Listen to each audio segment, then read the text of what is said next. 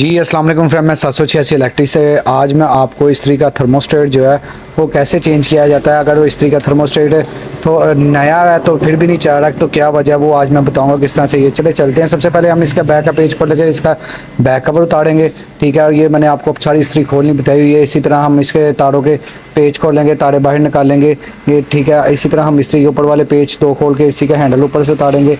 कश्ती को कोई पेज नहीं लगा होता, हम फिर कश्ती उतारेंगे ऊपर से। और इसकी जो है ये जो हम इसे वेट कहा जाता है, इसका हम सबसे पहले वेट के जो तीन पेज हैं, तीन पेज लगे होते हैं। इन तीनों पेचों को पेचकस से चार मुंह वाला पेचकस की ज़रूरी होता है, उससे हम इस